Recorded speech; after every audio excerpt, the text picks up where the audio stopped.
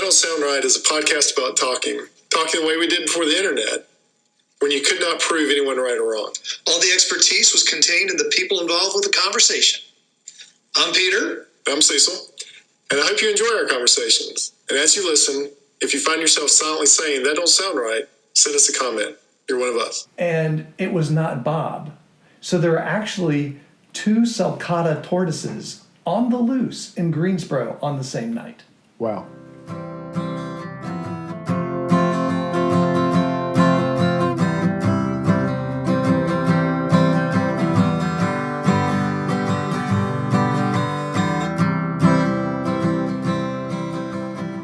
Hey everybody, welcome back to another episode of That Don't Sound Right. This is a podcast about talking, but tonight it's a podcast about our listeners. Over the past year or so, we've gotten a lot of mail. Yes. And we wanted to honor that mail and read it. Some of it's very good. Yes. So we want to recognize some folks. Very well written. Get ready. My name's Peter Bielman. I'm your host tonight, along with my co-host. I'm Cecil Davis. All right, I've got several good letters. Do you want me to kick it off? Yeah, go for it. So the first one comes from my cousin Sandra. Sandra? Okay. So she responded to episode 54 on the private mailbag line. So episode 54 was the Beast of Bladensboro. So you had asked a question in that episode about what the bottom of the swamp was like if you were swimming in the swamp. Well, yeah, because part of the hunt was looking for this animal and walking around the swamp. And I'm thinking, why do you how can you walk around in a swamp? Right. Am I going to get an answer to that question? Oh, yeah, you're going to get an answer to that. And as soon as she said it, I was like, she is absolutely right. So, I told you there's a canal in the swamp, and that's where, we would swim. Mm-hmm. And as soon as she said this, she said the bottom of the swamp is sand. And she is right. There's leaves. There's a lot of leaves in the swamp, but the bottom, especially where we were swimming, was sand. But aren't the leaves just kind of murky and gooey? It's not not quite like that. If you get down there, she's exactly right. It's sandy. I've walked in an old lake or like a farm pond. Yeah. Right? It's mucky. It's slimy. Yeah. This is different. Is it not? Yeah. So it's right. She's right. It's sand. I guess I just have to experience you have to it because that don't sound right. Because anything with stagnant water. No, this isn't stagnant. The canal flows. It has a current. But okay, that's the canal. But what about walking in the swamp? Oh, well, there's dry spots. Now the rest of the swamp's just like a regular swamp. It can be mucky but there's a lot of sand even in there. All right, well, because it's still down near the coast. It still seems like you're walking around in some goo. No. As soon as she said it, I was like, she's. I don't care what's right. out there. Doesn't sound like it's walking around my bare feet and that stuff.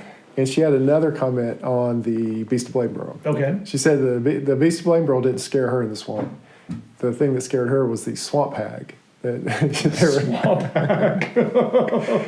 That there were stories that were told. Is this another cryptid? No. I've got to hear these stories. I have never heard them, but some of my cousins have been told these stories of the swamp hag. I have not heard them. But she said that's much scarier than the Beast of Bladensboro. I mean, what is the swamp hag? Do we have any? I don't know. I don't have any. I'll have to call her and get the details. So that's my first letter. Have you got one? Yeah. So I had 2 letters about episode number 50. Oh. Doggone. Yes. Right. Oh yes. So there's a lot of chatter about that one. Right. The dog tracker. The dog tracker. Yes. Right. And so Brad writes about tracking animals, and he actually has a 15-year-old exotic turtle. It's not a box turtle, mind you. An exotic turtle. I feel a very strong that don't sound right coming up. So Bob is an African spurred tortoise, or a sulcata. Really? Yes, he's 15-ish years old, 42. Looks like he says 42. He's 42 pounds. He's a big turtle. Wow. How long's he had him?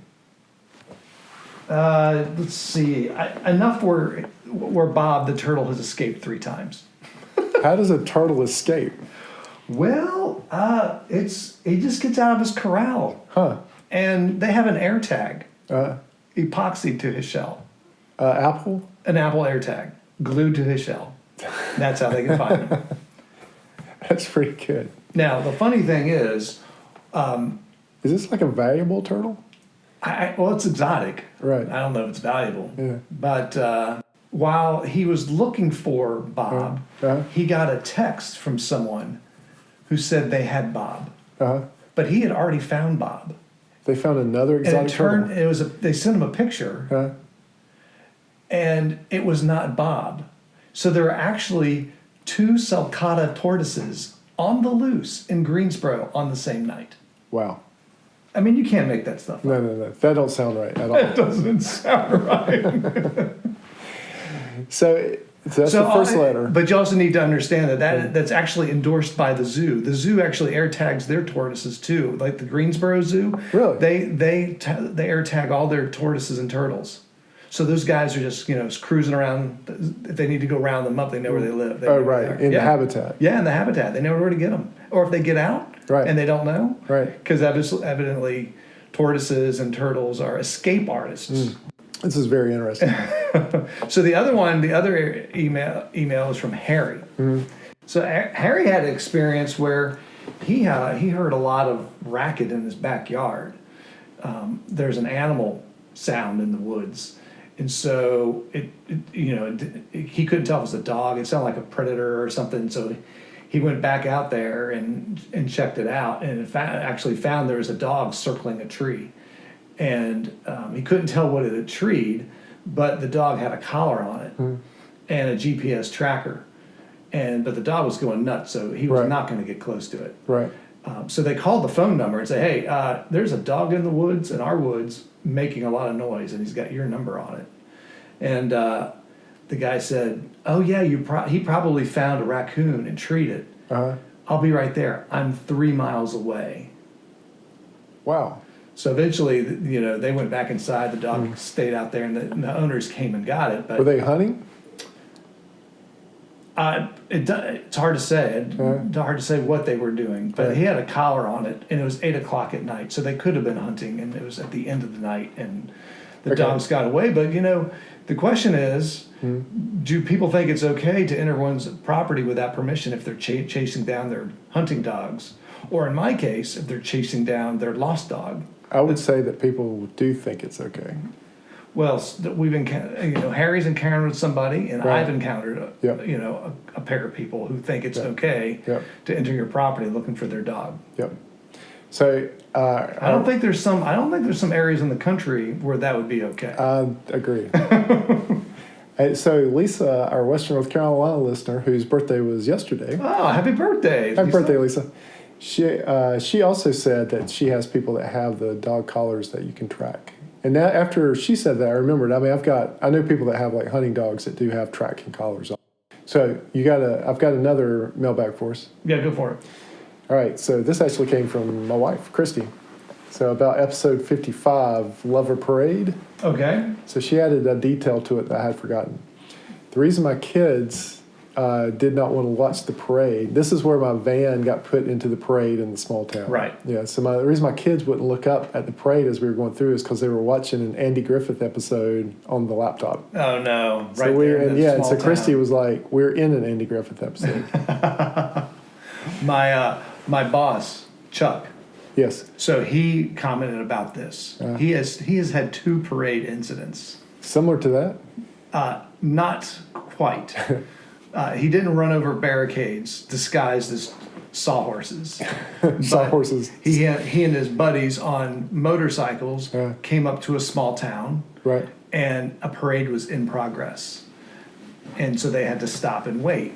And the police said, "Are you trying to get through?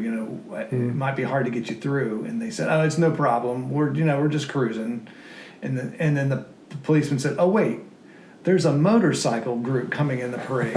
You just jump in with them Did he do it? and follow the parade the rest of the way, and then you get out much quicker." And Right. he did. He just jumped in the parade with the rest of the motorcycle gang and just cruised through. That is funny. And then the other incident was they were in Gatlinburg, and it was kind of a informal classic car cruise night Right. in Gatlinburg, Tennessee. Yeah.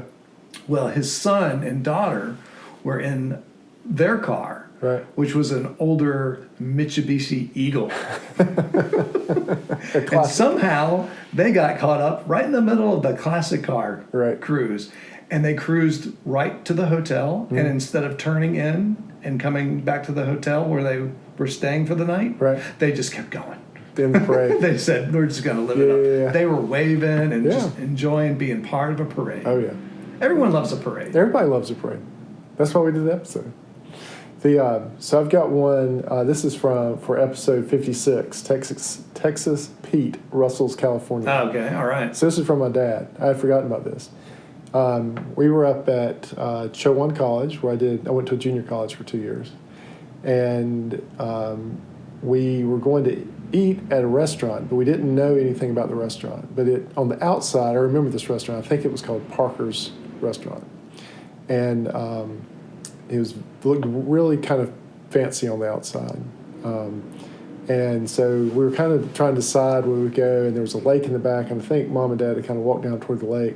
And my dad says that my brother and I came down there and said, "Hey, Dad, they've got Texas Pete on the table," and that was the pivotal point for us going into the restaurant. They made it. They were like, okay. I don't care how long the line is. Yep. They've got Texas Pete on the table. So that was a mailbag from my dad.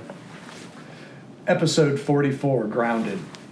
Yes. Can you get zapped in the bathtub by lightning? This episode generated a lot of comments. So, if there was one state in the union where you'd think someone would get zapped by taking a bath in lightning, what state would that be? Florida. Excellent choice. Yes. So, our brand ambassador's wife, Tracy, grew up in Florida. Really?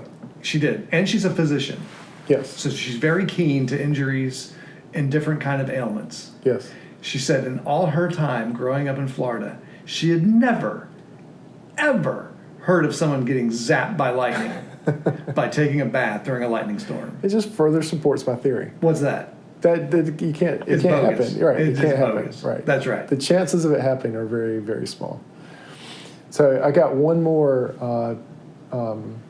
mailbag from me. So this one actually comes from Lisa, who we were just talking about on episode 52, which was our 1 year anniversary. Yeah. That we did live from West Salem Public House. That was fun. Name of the episode was "Don't Judge Us," and so she told a story about being called for jury duty, and when they let her off, she actually danced out of the jury box. She danced. She danced out of the jury box. That don't sound right. Yeah. The fact that she didn't get fined or something. Right. So Brad, he also had a jury duty story, really? just a brief one.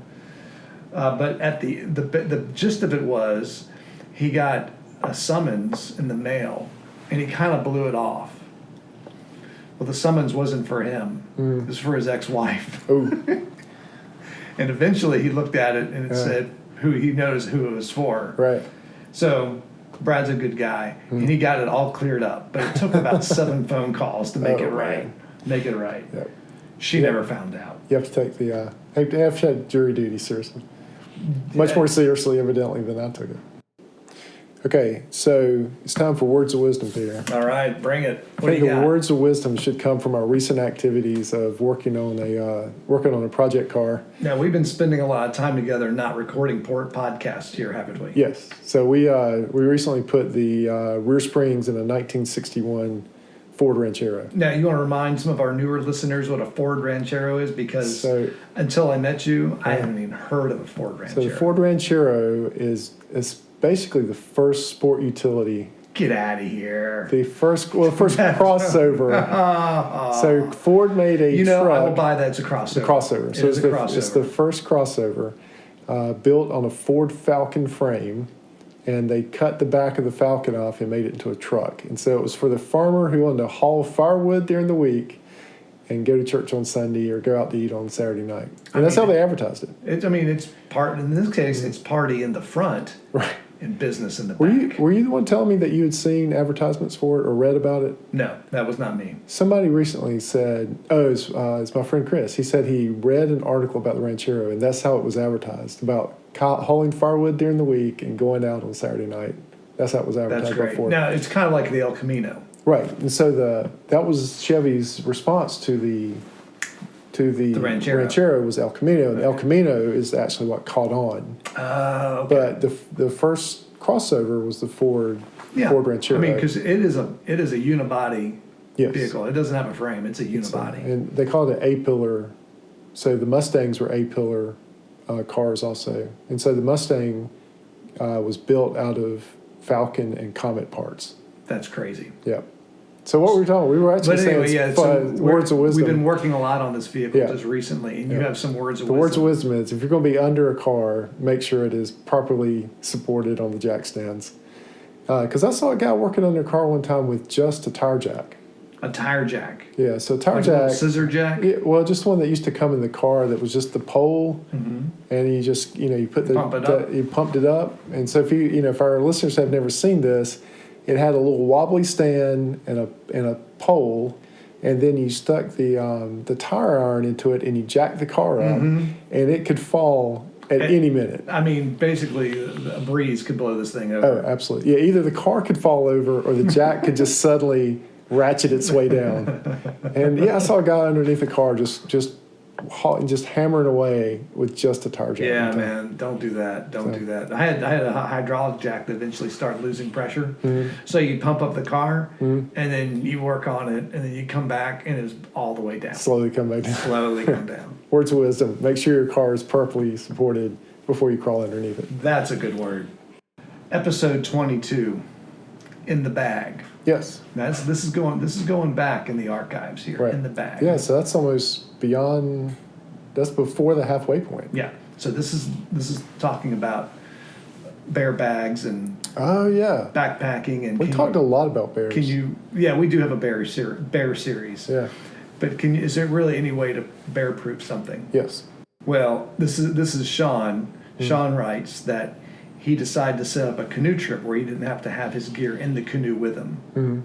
So they drove to where the campsite was, dropped off their gear, then drove back upstream, got in their canoes, and canoed all day with the intent of landing at the campsite and having all their their stuff. gear there. Well, guess who was there? And who was still there when they arrived? Right. Actually, a juvenile bear, and he was not leaving. Right. So, and they've got pretty good video footage of the bear kind of walking around. Oh, really? Really wanting to get into stuff. Yeah. Yeah, we had a bear. We were staying in a cabin one time, and the bear came right up to the porch. What did you do? We went inside. He was a juvenile, but they get used to the trash cans. Right. Yeah, even though they had everything bear proofed. Right. They just get used to it, and so he came right up to the porch. I could have touched him if I'd stayed out there. Probably good. It's probably good you didn't do that.